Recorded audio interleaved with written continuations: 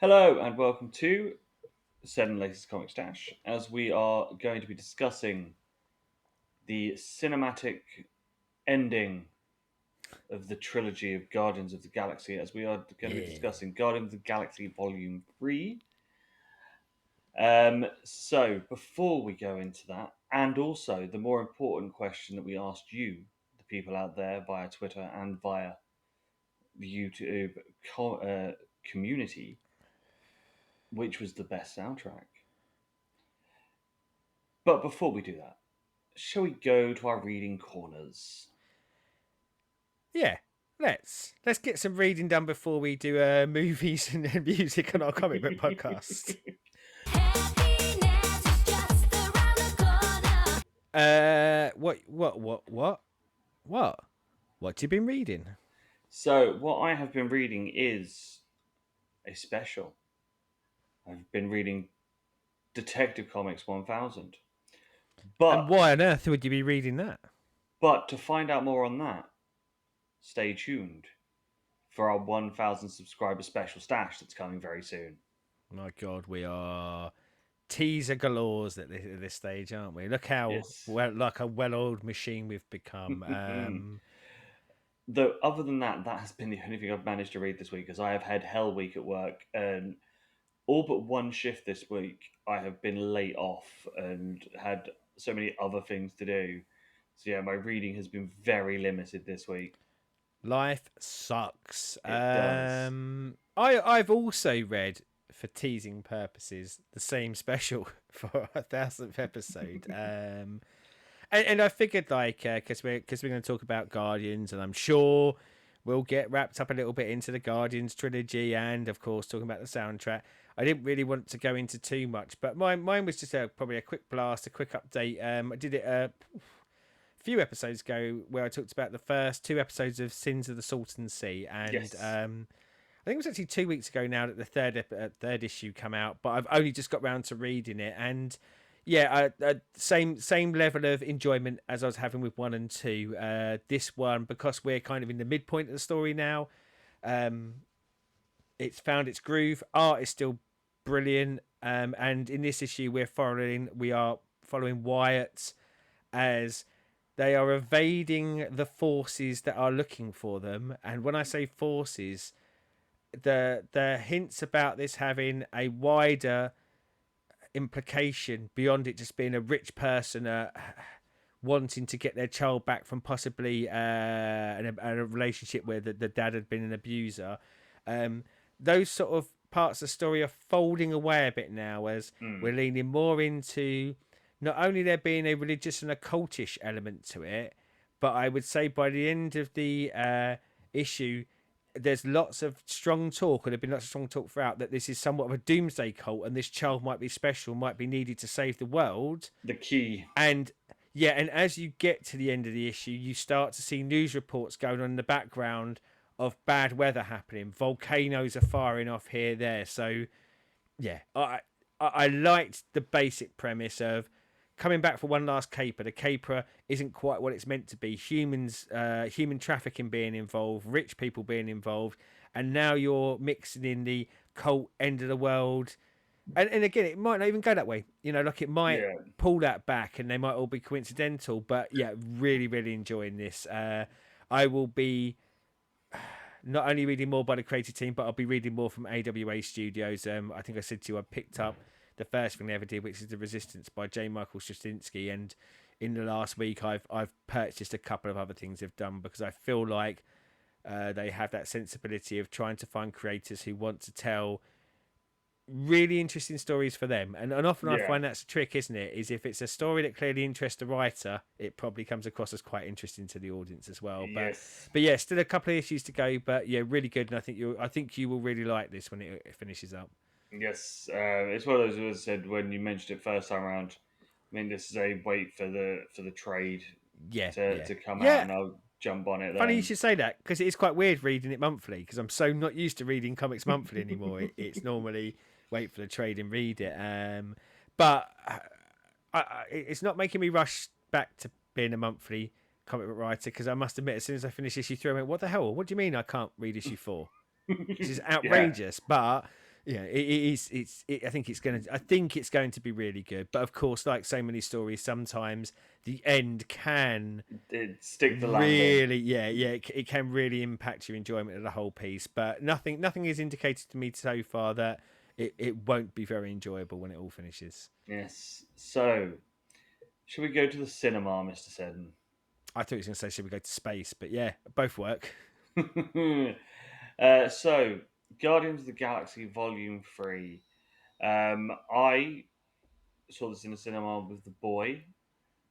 Also, then rewatched it on the Plus of Disney Yeah, this very afternoon to rewatch it. I know you waited till it was on home yeah. release because you don't like the dirty cinema full of dirty Well, people. I used to. I used to have Cineworld, not sponsored by them, but a Cineworld card. I probably go to the cinema once or twice a week, but COVID happened, and not just COVID happened. I think I had got a bit burnt out. You know, like I think when you're watching every movie that comes out just because you've got a card, you end up watching a lot of stuff that's not very good, or bland or average. Just because And it's on. I don't know. Yeah, when I was at home, and I'm not saying I watched Crackers every time, but when I was at home, I found that I curated my watching experience a lot more. I kind of go, does that look interesting? Yeah, okay, I'll watch that. And so I got out of the habit of the cinema. It was potentially something that I would have gone and seen at the cinema, and I think work circumstances around the release of it were just like you were saying earlier. I think I was putting like kind of a lot of late days, and the idea of then going to think- the cinema I and think that was probably around the time when having. you were away as well for work. Yeah, I think it was. But you know, sometimes when work's in your brain and you're going, I'm not going to give this my full attention because I'm like there are things bubbling away. Or probably the worst thing, you've had a long day, you're knackered, you go and sit in a dark room, and no matter how good the movie is, you're falling asleep, aren't you? Like, I've done that a few times to things. well, and to sort of time this a little bit better, it's why I've yet to see Oppenheimer, because I'm going 3 hours in a darkened room after work. I don't think I'm going to make it. Oh, can't. I think it might have been one of Lord of the Rings or something like that that come out because it come out in the summer, and it was boiling hot, and I was horribly hot, and we got into the cinema and it was ice cold because it had the aircon on, and yeah, about half an hour into it, I was asleep.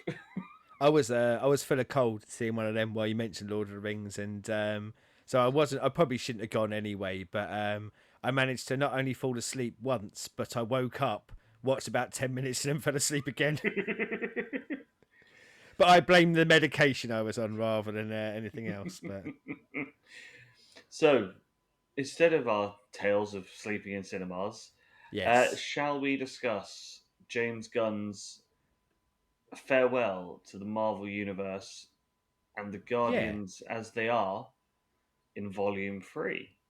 yes, So, not going to go through everything through the film, but I will pick up parts as we go.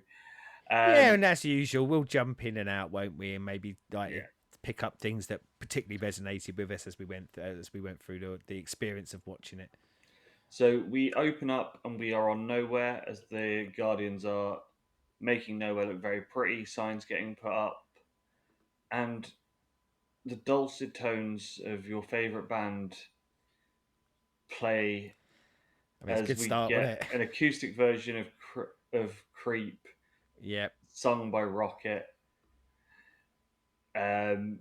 Whilst this is all going on, out of nowhere, Adam turns up and starts fucking shit up. Adam He being does Adam Warlock. come in like a house of fire, doesn't he? Yeah. Comes flinging in. And you know, like whilst around this, like we've seen where Quill is, and let's be honest, Quill is a very Pissed. drunken man and seems to be very much getting across is that he's pretty much permanently a very drunken man. Yeah, so you've got Quill who's broken. Gamora's not here because obviously she got lobbed off a rock in Avengers. Yeah. Quite a convoluted kind of path to it, isn't it? Like when you Yeah. actually break it down and you go, well, she's dead, but there is a Gamora because it's a Gamora out of time that come from here. You'll all have seen Avengers Endgame and by now. You'll kind of know how Gamora got to where Gamora is. So yeah, so as I said, Adam comes in, fucks shit up. Rocket gets critically Hurt wounded. bad, didn't he? Yeah, he Yeah. gets very fucked up. Um, And we have this kind of conceit that's introduced, isn't it? Is that they can't actually do anything medical for him because his creators have put this fail safe in him that if you actually try to use, I think they referred to them as med packs, anything that Yeah. would try to help him, effectively his heart would switch off, stroke explode. So he's going to die without medical support, but if you give him medical support, he will die. yeah. By the lovely Orgocorp. Yes. Oh, how we- Orgocorp. Sounds, but no, that's one of the things that I think like comic books do quite well and comic book movies do quite well of Yeah. going. It's that kind of faceless corporation that is often the enemy in the real world now. You know, Yeah. like that allegory is really there, isn't it? We see that whilst Rocket is unconscious, we go back into his past, where we see the High Evolutioner doing experiments on him and other animals at the time. Yeah, yeah. At this point, just other animals, aren't they? Yeah. We see that Rocket shows some semblance of intelligence as he's learning words, solving math problems, Yeah. understanding why things aren't working the way that they should. Even at this stage, very clearly like a level above what anything else has been shown as in that kind of the high evolutionary work. There's a lot of shock and Yeah. awe and surprise around the fact that you have a creature. We'll use creature for the terms. It's a creature who has a kind of higher level of understanding without actually being necessarily taught something. Yeah. We see Rocket make friends with a few other test subjects. Yeah, they share a cage, don't they? Like Yeah. you know, they're kind of generic prison environment 9000 where you see lots of cages, but he is flung into a cage with three others, and I think there's like a kind of callback. I say callback's probably the wrong term, but partly where the people he's sharing their cell with are introduced. It felt very much to me like Toy Story. That Yeah. first time you see like the misfit toys, the abused toys or something like that. I Yeah. thought very, very reminiscent of that here. So the animals are a rabbit who calls herself Floor because they get to name themselves because Floor the rabbit is on the floor. Yeah. We have a walrus who calls himself Teeths Yeah. because everyone has teeth, but his are very predominant. And an otter named Lila. So we're going to come back to these. These play a big part in the story, but I want to touch on them now. What do you think of Lila, Teefs, and Floor at this stage, without what we kind of know is to Yeah. come? At this point, you just like they're clearly been like fucked with because they've teeth's on wheels. Lila's got Looks quite robot arms, Yeah, and Floor's got looks like a lump of spider. metal across her face and spider legs, and Yeah.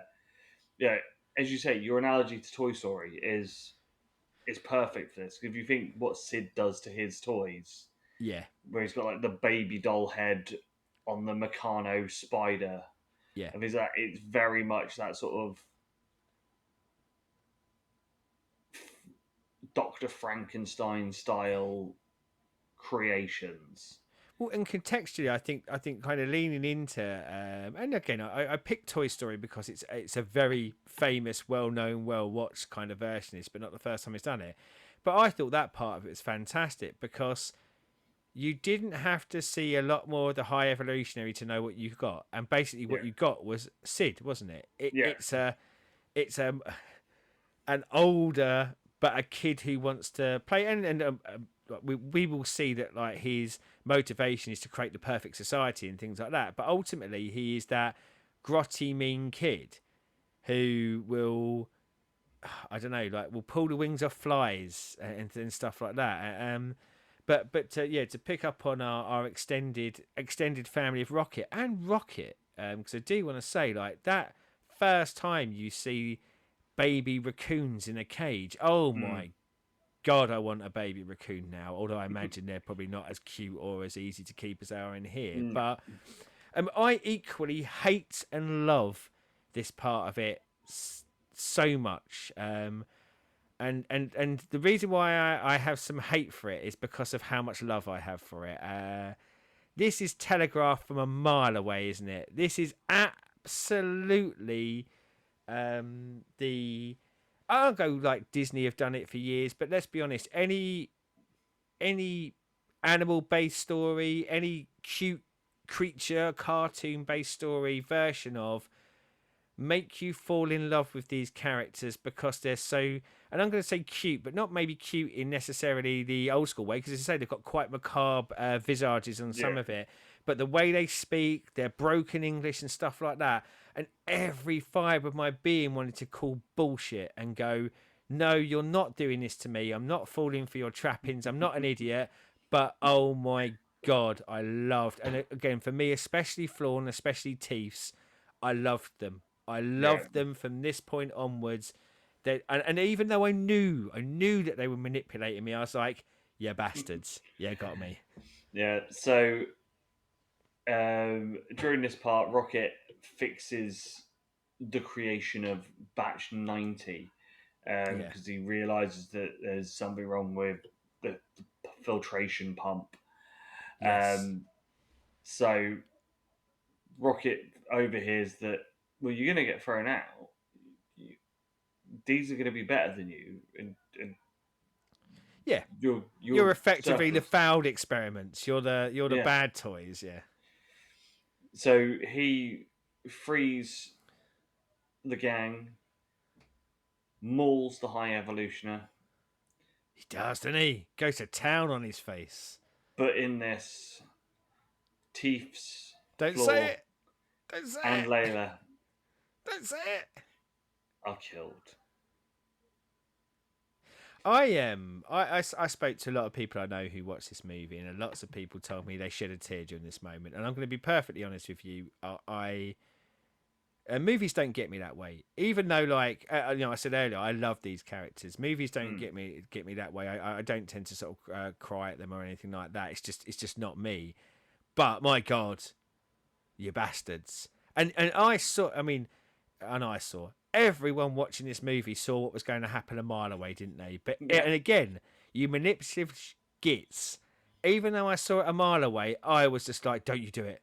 Don't you dare do it! I know you're going to do it, but don't you dare do it!" And horrible, horrible to see. Like absolutely, yeah. It really like if there's an emotional core to this, like, or an emotional core to me, should I say, rather than this. This obviously has an emotional core. It pushed all the right buttons in the right way for me. Yeah. So whilst Rocket is, reminiscing about his past The life and his past, coma, yeah. back and in the present, the Ravagers, who are now led by Gamora, help the Guardians to infiltrate Orgacorp as they Yeah, they are trying. hire him, don't they? Yeah, Yeah, there's no kind of like, oh, Gamora's changed her ways. She wants to work with him. No, it's a pure straight up kind of hiring job sorted out by Nebula, isn't it? yeah. Um, so obviously they know that they need to go to this company to find out how they're going to fix the kill switch. Yeah, Um, they break their way into the Orgocorp's building.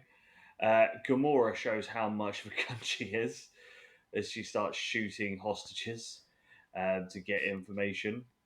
Mantis and Drax have some fun with Mantis using her telekinesis to trick a guard into loving Drax. Yeah, yeah. And this is where we get our big first set piece action sequence where the Oscorp guards all try to take down Mantis and Drax in the main room, as there's also then an attack onto the sub room where Quill, Gamora, and Nebula are with their hostages. I love this. This is just fun, fun action Nathan sequence. Fillion as well. Nathan Fillion's in it. Fillion, like, and I saw his name in the credits, and I thought, oh, I didn't realise he was in it. What very important role in the Marvel universe are they going to give the beloved Nathan Fillion? And I The probably head guard. Guard 72, yeah. Yeah, I'm with you. I thought the action set piece here was really good. Something that I think the Guardians part of the Marvel Cinematic Universe has always done very well is, and maybe it's because of the space elements, so you're able to be a bit more creative, or maybe it's just James Gunn's eye on things, but it allows for quirky, weird, whilst explosive and exciting scenes to happen, doesn't it? And it allows them to not be grounded in New York City. You know, when you're in space and you're going to a made up corporation headquarters, over to you creative people to design the silliest thing, the craziest thing, the most impressive thing Yeah. you can. And yeah, beyond that, like when you do your fight scenes, it allows for some very interesting ways of setting it up. But yeah, I thought this was great as well. We then see the Guardians make their way to Counter Earth as they find out that's where the High Evolutionary is. Yep. With and that they With his need with to his kill him. perfect world made up of Yes. his batch subjects that are going to be the future of the universe, the creme de la creme. Everyone will look at this and go, "Wow, you've created perfection here." Utopia. Yeah.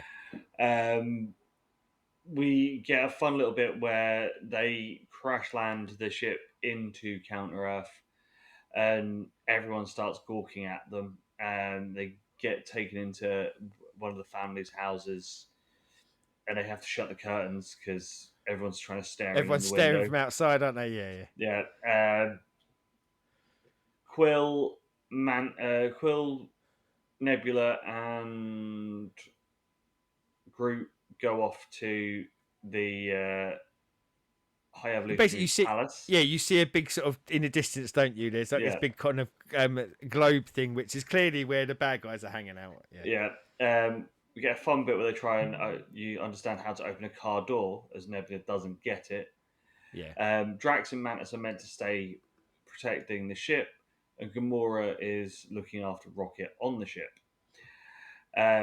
Drax, being Drax, can't listen to instructions, beats someone up and steals a motorbike. Yeah. When we Get that comedy moment as well with him and Yeah. Mantis, don't you? Where Mantis goes, You're not going after him. We're supposed to stay here." And he said, "Oh yeah, no, we're not. Get on the Ride bike the bike." though, because I'm just riding it back." And she's like, "What, like the 3 meters back?" And he's like, "Yeah, get on." And then of course he doesn't. He goes Yeah. off into the air distance. Nebula's not allowed into the utopian whole of the higher Empress because she is a weapon, as her arm She is a living weaponized. weapon. We see that Quill tries to get the things to help Rocket, realizes that this guy's not going to help shit. He's a dick, isn't he? Like, Yep. High Evolutionary is a dick. Yes. Get another great little action scene in here as the guards try and take down Quill and Groot. As Groot creates like 8 arms, goes full fucking Cool. I mean, like a lot of murderer. callback to those initial scenes in Guardians 1 where you have Rocket and him firing guns and things like Yeah. that. But you know, we're in the 3rd movie now, so it is more spectacular, as you say, like multiple arms, multiple guns. Yeah. The High Evolutionary throws War Pig off to try and War get Rocket. Pig. Kept hearing William Regal say War Games every time War Pig was on the screen, but with War Pig. Adam goes off to trying himself to get Rocket and basically rips Warpig's head off because he wants the credit and to get back into the good books by taking Rocket back to the High Evolutionary. Whilst this is all going on, the High Evolutionary decides this is imperfect. So sets Yeah, well, I off mean, Quill points it out, doesn't he? He bombs. sort of says, like, best will in the world, mate. If you think this is perfect, look at it. Because as they were traveling to the High Evolutionary's lair, they saw things like, and Drug again, they're all anthropomorphic kind of figures in this world. You know, they are all based off of animals, but they're doing all the scuzzy things that you see in the worst parts of human being cities. And he kind of points it out, and High Evolutionary dickbag that he is kind of goes, yeah, I know, and that's why I'm going to destroy this world and start again. Like, and then he tries to do that, doesn't he? Yeah. During the explosions, Adam Warlock's creator, mother figure, dies in the Mother, explosions. yeah. Mother. Mother. Nebula and Mantis and Drax try and save Quill and Groot because they think they're in the Look, we're going to pick shelter. up at the end the humour of this, but this is one of those moments that I think does need pointing out. You know, you get that kind of almost farcical 1950s plot element. It wouldn't look out of place in Scooby Doo, would it? Yeah. Where you've got a group that get onto the thing that you're not supposed to get onto to save the people who've already got off the thing. That and you know, it doesn't feel out of place. It feels really in place and in keeping with how these stories have always gone, and it doesn't feel cheap or stupid or bitty. It feels like, yeah, this is what this lot would do. Like this, they would get themselves in this position. Yeah, because as I said, Quill and Groot dive out of a window whilst holding one of the head grunts because he's got the codes in his head. Yeah. They get back to the ship, realize that Nebula, Mantis, and Drax are on the ship, so they have to go and get them. So save the people that they were trying to save, and they find a whole load of kids that are all in cages. So clearly, more of the High Evolutionaries' creations. Experiments. Yeah. Whilst this is going on, we see that Rocket's heart stops, and you sort of get like a heaven sort of sequence where he sees Lila and Teefs and Floor, and Lila says to him just before he comes back that we will be together, but not yet. Yeah. As, And again, like it's bloody storytelling 101. Put on your heartstrings bollocks, isn't it? Yep. But it just bloody works in this movie, doesn't it? Like, yeah, just I'm just like, go back to the light, Rocket. It's not your time. And then she says, it's not your time. You go, yes.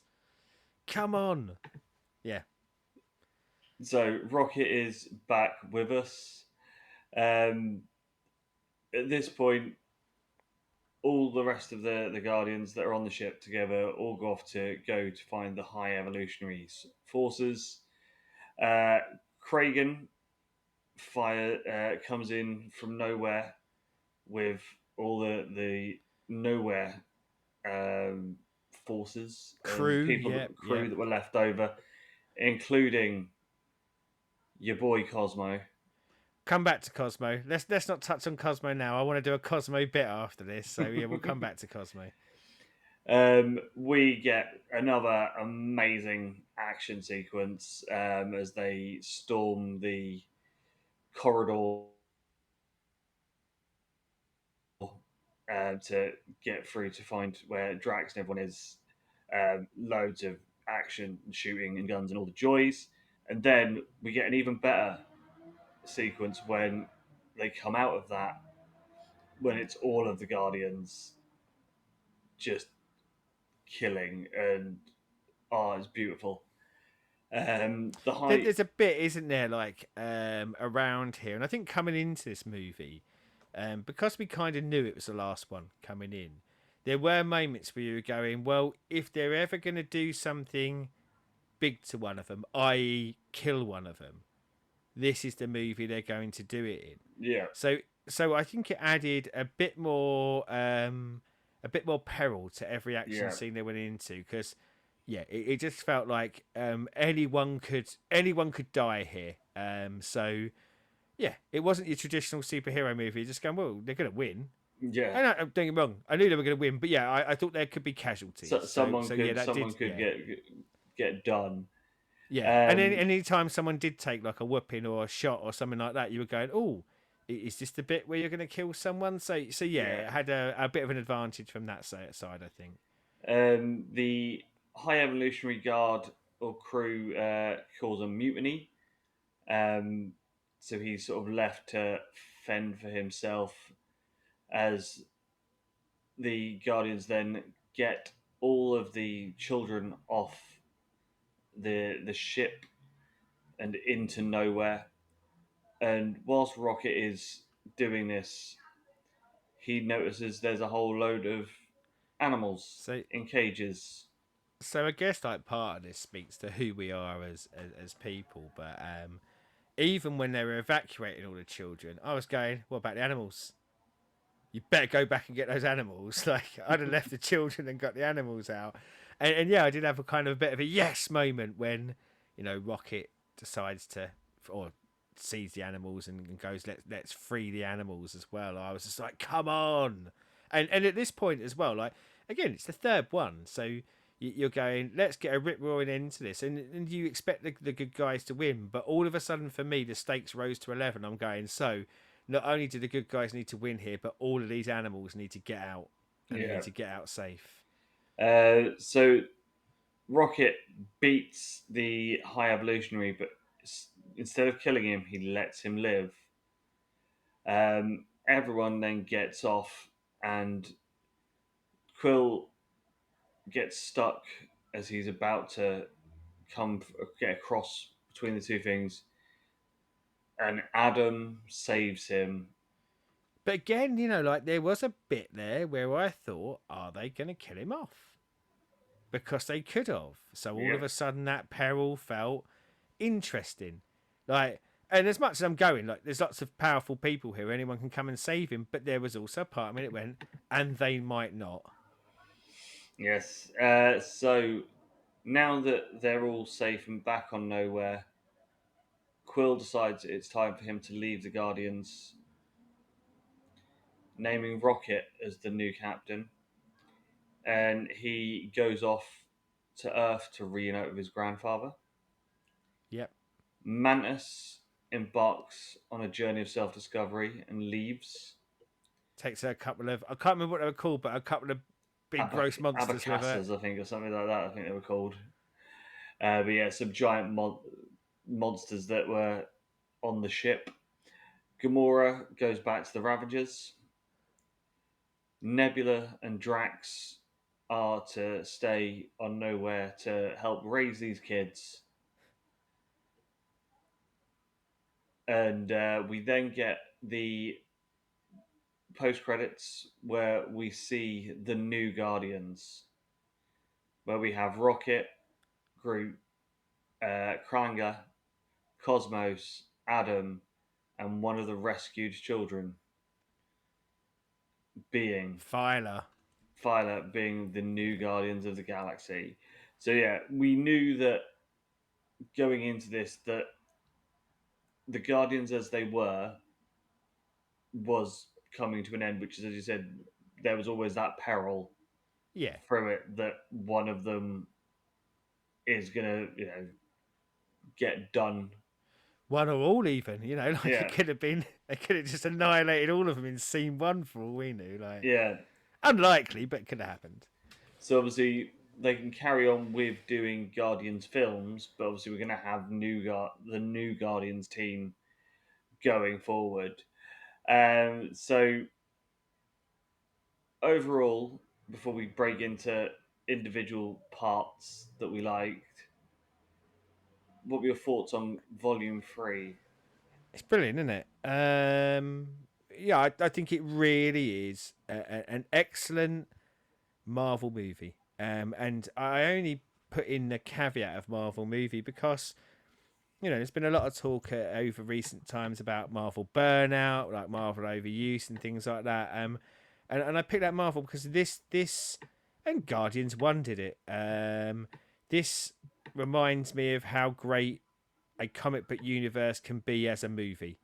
It brings all the fantastical plot elements that are often hard to set up in, let's say, any other sort of franchise. Getting people to buy into these concepts early doors on characters that aren't known it is quite tough.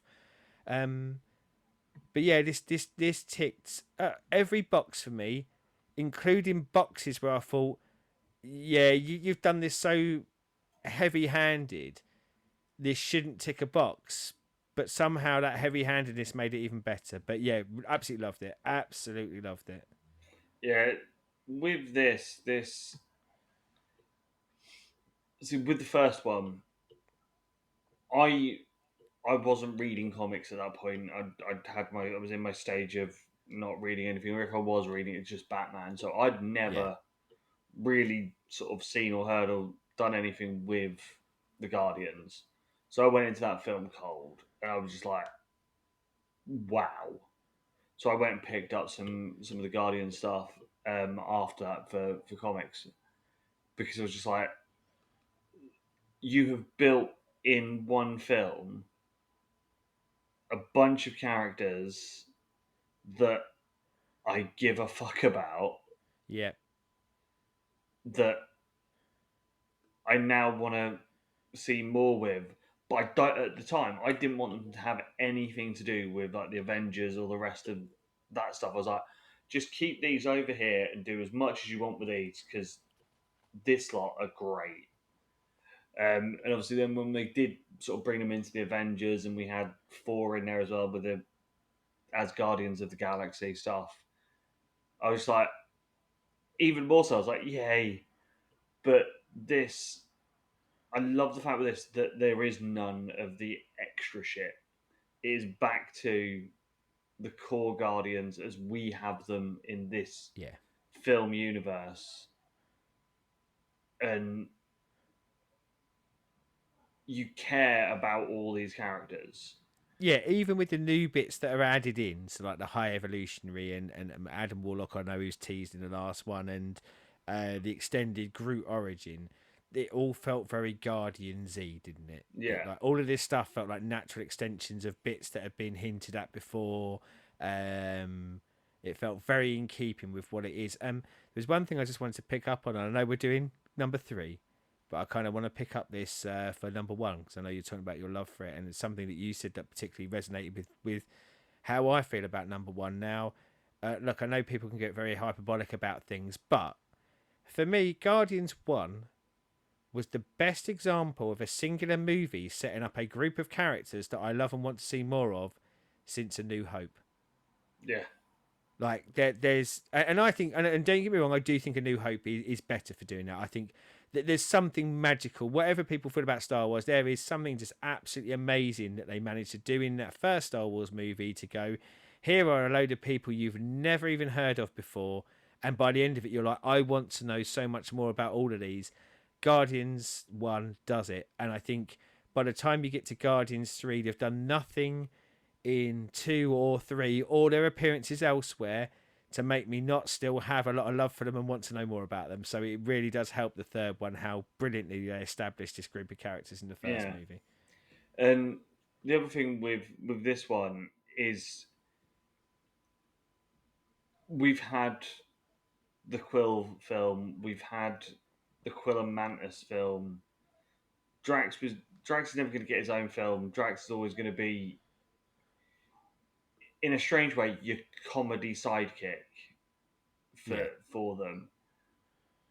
And obviously, Gamora and Nebula's whole thing is with Thanos and Yeah, they that had a lot bit. of big moments even outside the Yeah. Guardians, didn't they? Like, so yeah. So Rocket being the key for this, and this is Rocket's story. This predominantly is about Rocket, and we always you always thought of Rocket in those first few as like he's the cool guy that you wouldn't get on the wrong side of because he will fuck you up.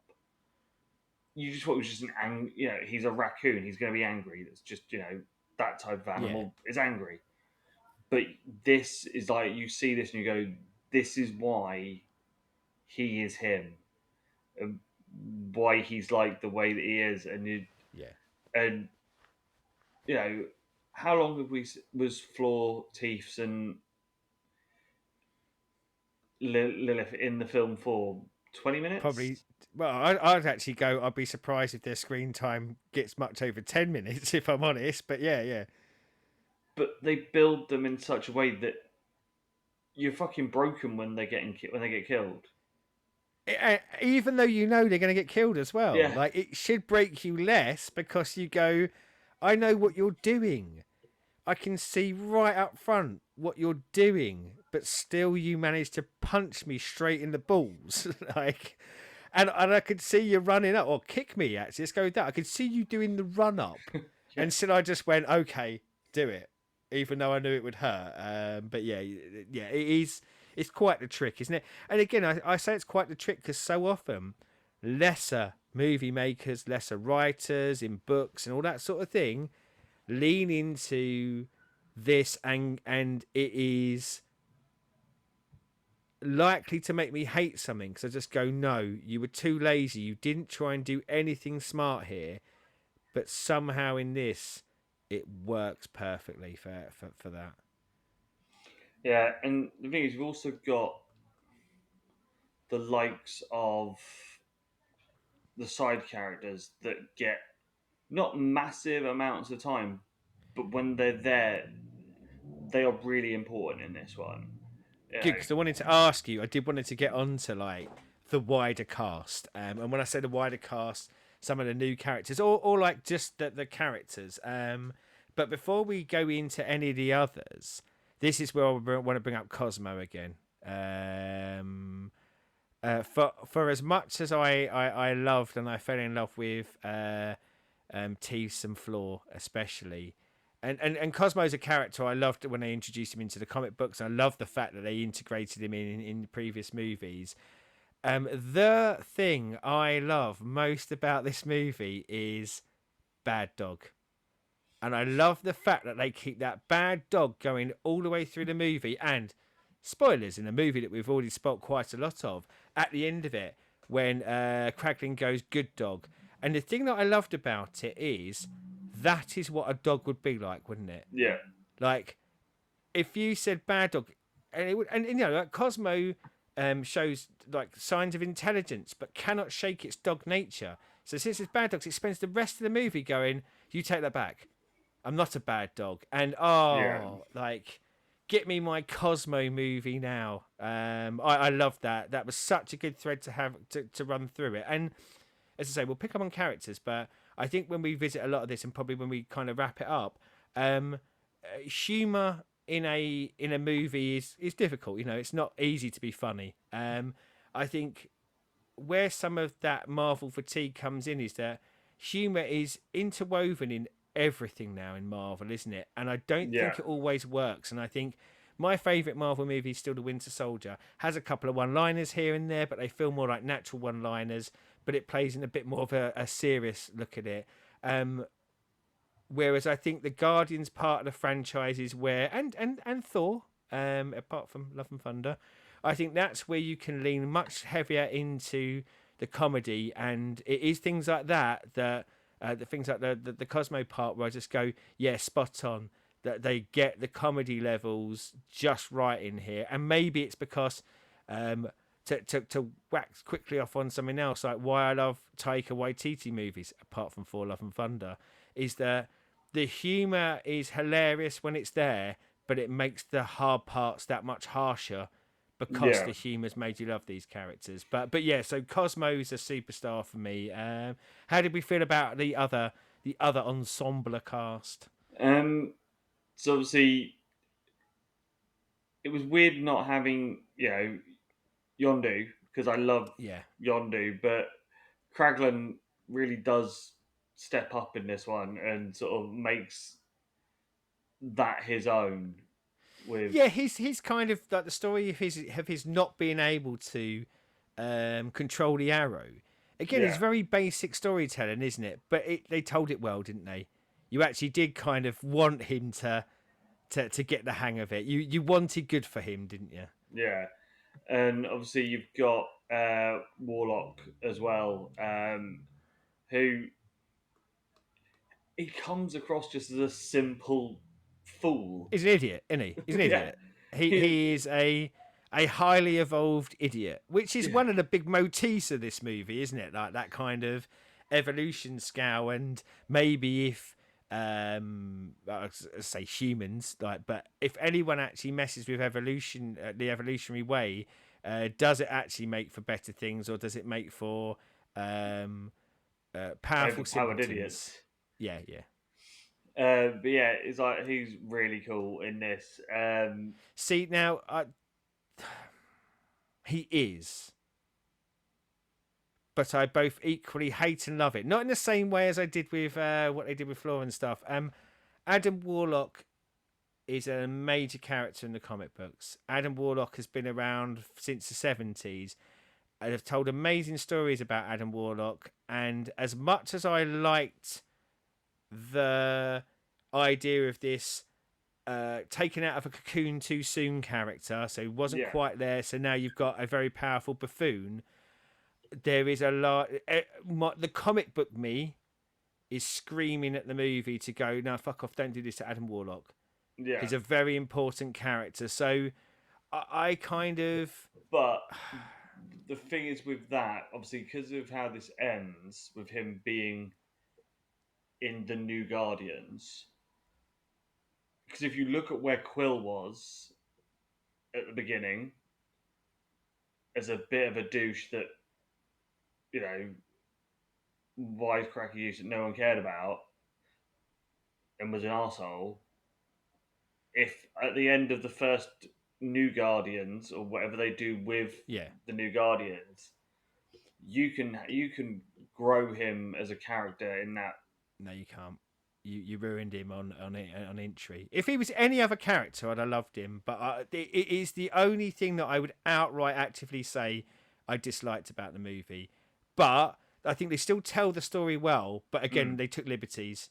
This is the dark side of James Gunn, the Suicide Squad side of James Gunn of going sometimes gets up his own bum a little bit, I think, and takes liberties with a character that has. And you know, in the movies, they do alter things, but this was such a dramatic alteration. And as I say, like you don't have the Infinity like saga, you don't have up to Avengers Endgame, and without the years of effort that people like Jim Starlin put in to establish Adam Warlock and everything that happens in here, and it just felt horrifically careless for me. Now there is an argument that says they did similar things with Drax, but I don't know. Drax felt more natural to me. That move into kind of and I say the buffoon, but more the doesn't understand sarcasm or anything like Yeah, that. That felt a little bit more natural. But no, I didn't like. I didn't like what they did with Adam Warlock. But I think if that hadn't been Adam Warlock, I'm fine with adding a character that is a not fully evolved idiot into it, because I think that kind of works. I thought Will Poulter did what he was asked to do really well. But yeah, I hate the fact that they did that to that character. yeah. And the High Evolutionary, great villain because you just want to hate this guy. There, he has no redeeming features. You know, as I said, we've seen it. As I said, when I said he's very much like Doctor Frankenstein and Sid earlier. Yeah. You know, he is just a cunt that's fucking with nature for his own gain because that's what he thinks is perfection. and when it doesn't work, fuck it, burn it all. Well, so I mean, what I just said about Adam Warlock, they do High Evolution in the comic again been around for a very long time, and generally like the plot points of are much more certainly initially Earth based. Like a lot of like the experiments were happening on Earth. Da, da, da. I think there's a change here as well. Like so, I think that Sid-esque uh, childlike quality isn't there in the comic books. But this felt like maybe a more interesting and more natural extra facet to the character, knowing that they only had one movie to do it with him in. Yeah, So this one didn't feel quite as egregious from that side. So I was much more in for this, and I think you're right. I think the way that he was portrayed and the way that he was written, I think you very early doors got the measure of the man, and I say the man, you know, like whatever species in theory that he's representing for this, but you got the measure of him, and I think it was done really well. So yeah, as much as I have complaints about what they did with Adam Warlock, not so much with High Evolutionary, because the core of it, they're trying to evolve and try to create perfect creatures is still there, and they added in that extra character wrinkle of being a bit more like a very clever but mean child doing it. yeah. So, shall we get on to the music? As music has obviously Oh, always been. before we do, I think there's just a few more bits.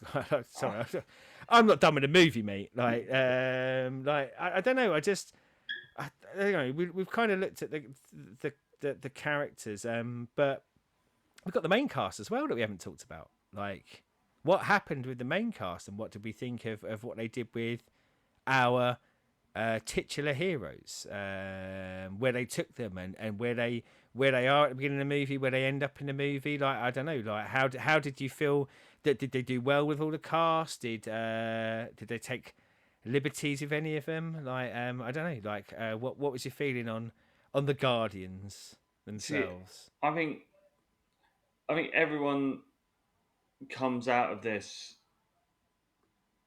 either with a story they can continue if they ever wanted to, or they're also in a place where they can be left and that's them done. You know, Yeah. because obviously I know Dave's didn't sign another deal. Um, the girl that's Mantis didn't sign another deal. I think Nebula's up as well. Obviously, we know that Quinn's going to come back. They did a whole thing at the end of like Star Yes, Lord will the return. legendary Star Lord will return. Yeah, Yeah, so obviously he's going to be there. And the thing is, that can be a fish out of water TV series that they could do, where he's back on Earth. He hasn't been on Earth since he was 8. He's now in his mid 30s, 40s. You know, strange man in strange time sort of thing, because that's easy TV. So you can do that with him. The fact of Drax and Nebula being on nowhere means that you can now write them out, but at or do any the odd point, couple TV show if they want to come back. Yeah. yeah, if they want to come back, you could do something with them being on the planet with the kids. Mantis going off on a spiritual self journey. I probably wouldn't want to do anything with that, but at some point you Oh, can dude, bring I'm thinking bring back Kung Fu the TV show, like rather than have David Carradine walking around, you have Mantis going around the universe doing it. Yeah, I hadn't thought of that. I could get behind that. Oh, dude, like any chance to bring Kung Fu the TV show back, I'm taking it. I'm pouncing on it. Obviously, Rocket and Groot, we know we've got our new Guardians. You couldn't split them two up because they are intertwined with each other. That you know, they're as I said, if they want to carry on with the Guardians, there's your new team, there's your new film run. And Gamora being where she is because she's still alternate universe Gamora, but she now has a little bit of realization of Yeah, there's some who moments, isn't former there? Gamora Yeah. was. But the fact of that old Gamora who was with Quill is gone. You could not use Gamora again if you didn't want to, and you're not going to miss anything. But also, if the new Guardians need the Ravengers, you can quite easily have her come in and do stuff as part of the Ravengers and take over the Ravengers. So yeah, it does leave it with enough sort of bits for everyone that if they did want to do something with any of them, they quite easily can.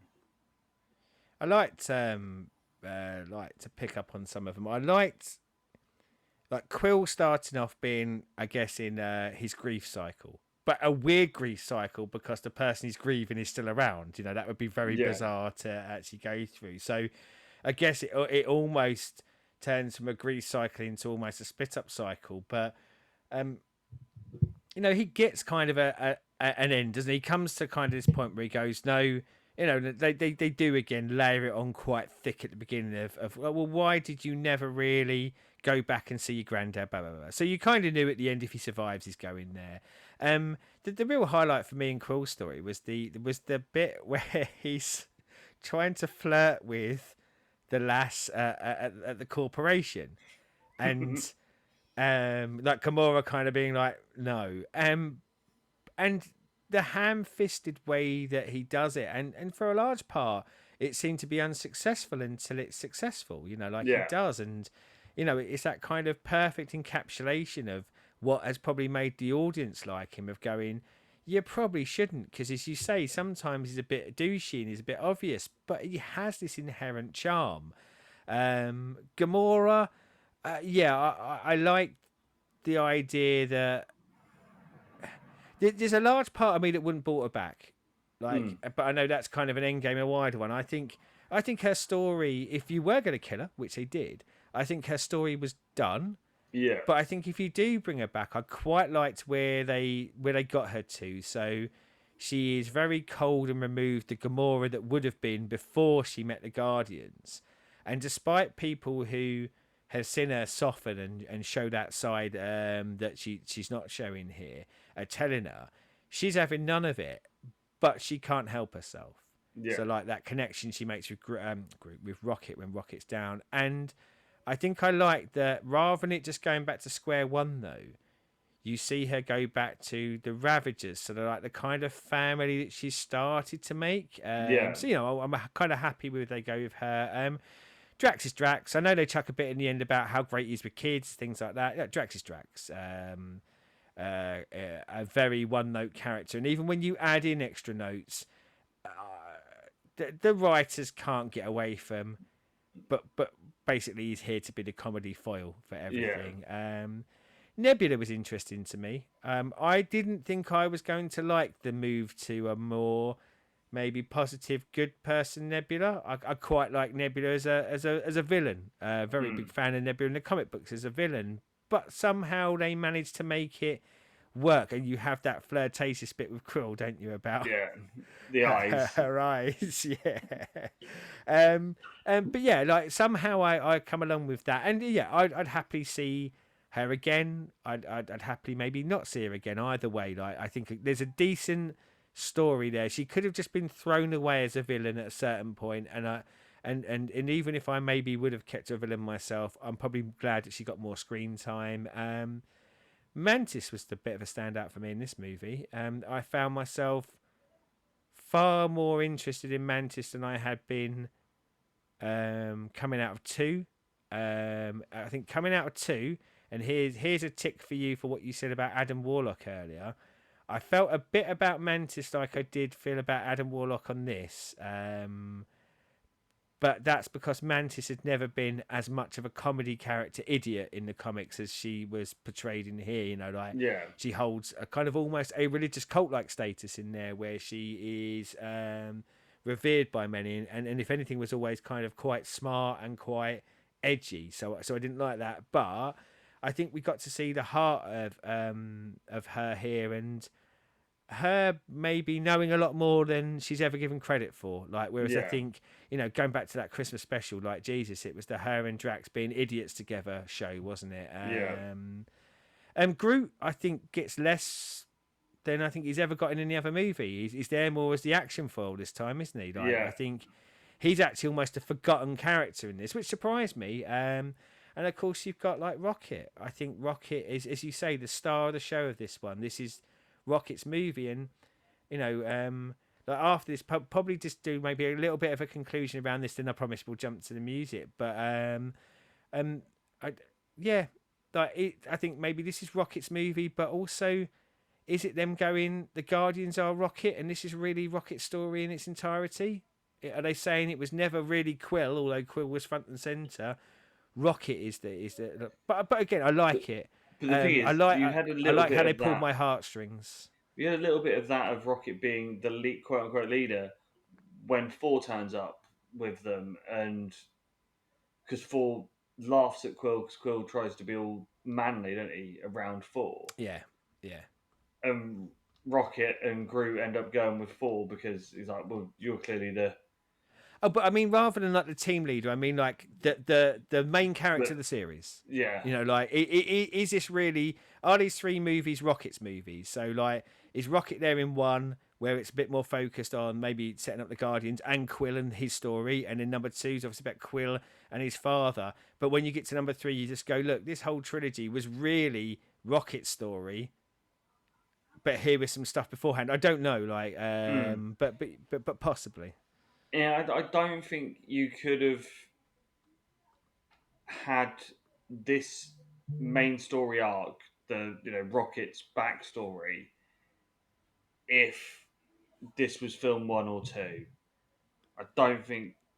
I'm really glad you just said that, because that's something I wanted to pick up on the conclusion of going, like, there's a bit of me, and I love this movie. I love this movie. I actually think I'd have had this as the second movie, not the third. I think I'd have had the Quill father story as the third part of the trilogy. I think. I mean, obviously, like, you'd have to end it differently because, Yeah. there are concluding ending bits and where people sit in the wider Marvel universe. But when I talk about, is this Rocket story or is this Quill story, is it the Guardian story? I think in movie one, I think it is Quill. It's about Quill's relationship with his mother and, like, him being stripped away from that. And I think the second one talks about, like, his relationship with his father, fatherhood and things like that. And as much as I said, is it Rocket's story? I think it's Quill's story. So I think I would have started with the Quill story and ended with the Quill story, and probably had Rocket as the middle part of it. Yeah, I think if the Guardian, as I said, if Guardians hadn't have gone and played with the Avengers, you could have done that. I think because of everything else that was going on in the universe at the time, I don't think you could have told this story. And I'm not including the end bit, obviously. I don't know if a Rocket origin story would have worked at that point, because I still don't think you're invested enough in everyone to do that. But whereas now, That's why you have it as a second movie, to get you more invested in the Rockets of this world. whereas I said, I think with this one, because at the end and it's not got any connection to anything else that's going on in the wider universe, it can focus more on Rocket, and it fits better for me. And it is, and then obviously when you then add on what happens at the end, you've then got the perfect ending for this trilogy of films. What you say about the perfect ending as well. One of the things I think this film is fantastic at is it leaves me wanting more, but I'm happy if I never get any more. Yeah, And that's really hard to do, isn't it? Like, we said I'd follow the new Guardians, I'd follow Quill, I'd follow my Kung Fu Mantis series. I would watch any of these things, but also I think they do a good enough job that if this is the last time I see any of these characters, well done, hats off to you, brilliant. And that's they always say leave the crowd wanting more, and I think a lot of creators get it wrong because they Mm. leave you wanting more so much that you kind of go, no, like you left so many threads that I need a movie for in the case of this one, whereas I think they tell a contained story across the three movies that yeah, if that's all I ever get, I'm more than happy with it. But I also would like to see what happens next for some of these characters. Yeah. But I'm going to go back to Star Wars. Reminds me of Star Wars Empire Return, of going, if that's all I ever got, and oh my god, history's now taught me, I wish that's all I ever got. But if that's all I ever got, I'd have been so happy because it does what it should. But there were so many characters that I loved that I would happily seen other stuff, read other stuff. You know, like Mm. obviously this is off of a comic book, and I think if kid me, if I was just seeing these movies, I'd be more than happy to just go and read the comic book adventures of them to kind of live out what happened next or stuff like that. But yeah, I do think it's a real benefit to this movie that not just specifically the end, but like the crafted whole experience is I got everything I need from this. I still want a little bit more though, but I'm not going to whinge about it or cry about it because they gave me something brilliant in between. Yeah. Where does this sit in the ranking? Like, and we're going to do the music ranking, but movie ranking one, This, two, three. this Order them in the right order. so at the bottom is 2 with a cigarette paper between them. This comes in second, and Guardians 1 comes in first. I'd rank them the same. I would. You know what I was saying earlier, not to hammer home my point. I think if 2 had been 3, I think 2 would be closer. But there is a gap for me between 3 and 1 and 2. Like there's just a little chunk of a gap there because beginning and end. Beginning and end's done fantastic here, I think. And as much as I love this movie, and I do love this movie, I couldn't put it above Guardians 1 because Guardians 1 I think does everything as well as this, if not better, except for the tug on the heartstring stuff. Yeah. And the magic of number 1, I'll go back to what I said earlier, like I'm equating it to the first Star Wars of going, they managed to make a movie and make me care about and I had a little bit of advantage, I had read the comics, but make me care about a group of characters that I probably, in lesser hands, I wouldn't have cared about. Yeah. And an ensemble cast, so it probably is Quill's movie, but I care about all of them by the end of that movie and want to see more of them. So yeah, I rank them the same.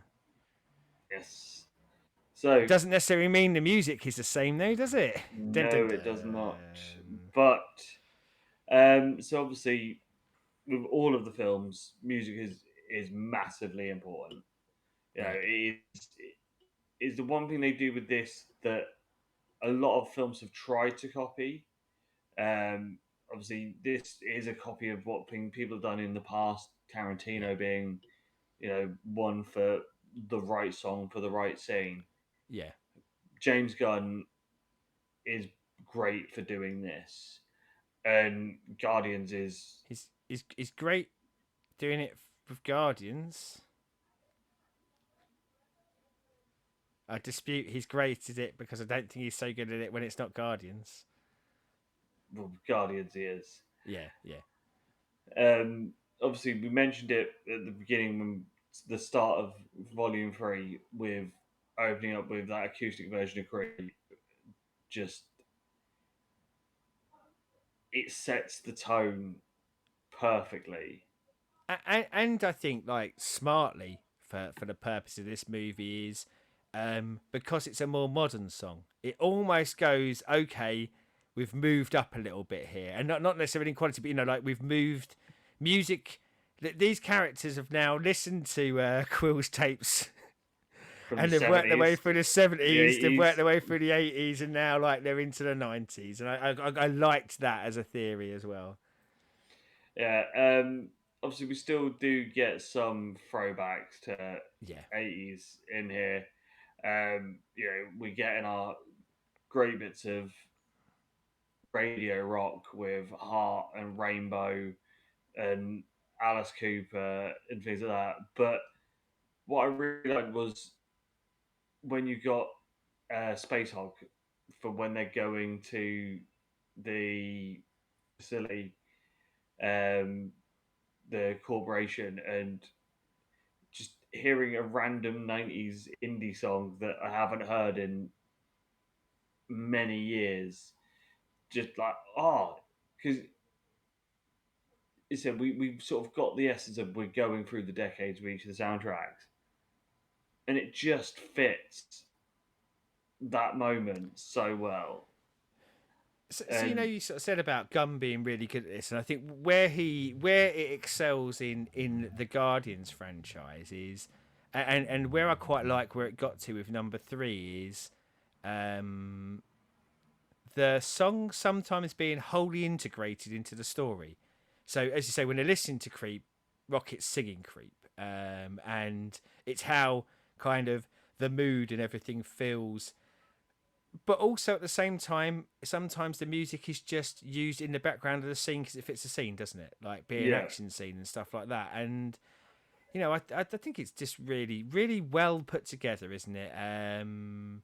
Great choices as well. Like, I'm with you. I think there's a real magic of crafting these. I mean, you said about Space Hog. For me, it's when Do You Realise by the Flaming Lips is in there, and I just go, I love that song. And I can't not touch on this because I didn't necessarily expect it or anything like that. But when they get to the end and they kind of, because they're now transitioning into a new era, but there probably won't be another movie. That move into them playing Dog Days Are Over. So when they move beyond the 90s into that, and you know, it's just so I say it's so smart. It just works, and I think yeah, you know from all the movies they've always the music has been to a large part a plot point, and sometimes when it's not a plot point it's just matched really well to the scenes that it is sitting behind, isn't it? yeah. It's like because obviously in this one the two big action scenes. You have No Sleep Till Brooklyn and Yeah, We Care a Lot, Faith No More in yeah, there, and it's just like just especially with No Sleep, how they've choreographed the shooting and stuff because it's the corridor fight.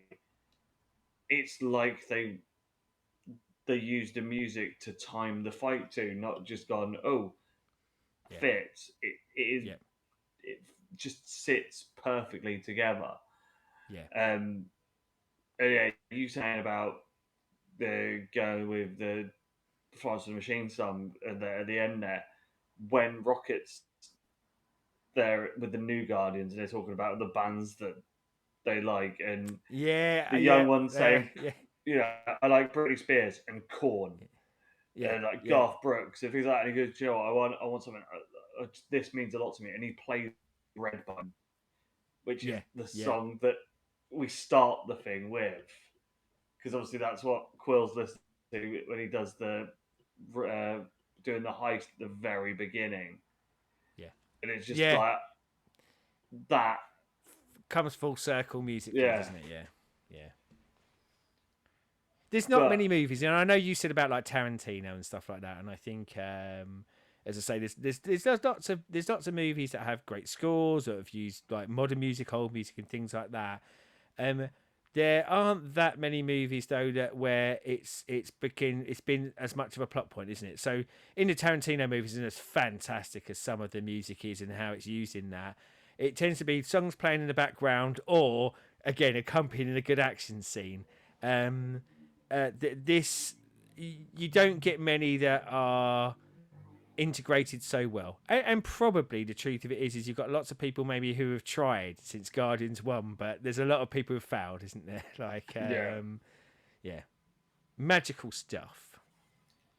So when it comes to soundtracks, which one do you go with if you were to jump on just the one of them?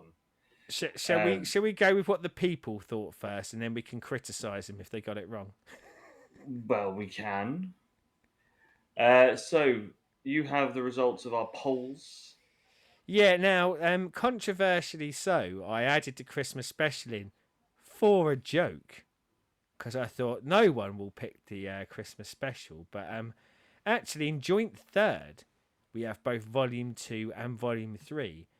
Somehow, and I feel like I've gone into some sort of strange what if universe, the Christmas special comes second.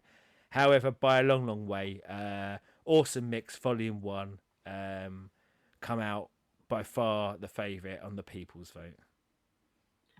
So for me, it is Volume 1. Just I look at Volume 2 and there are some bits on there that were great and they fit the scenes perfectly. Brandy, when Ego is sort of singing that to Quill's mum, fits perfectly. The beginning fight when they're playing Mr. Blue Sky in that Yep. and is beautiful and fits perfectly. And there is a lot of good on that soundtrack, but it is nowhere to the level of the first soundtrack. You know,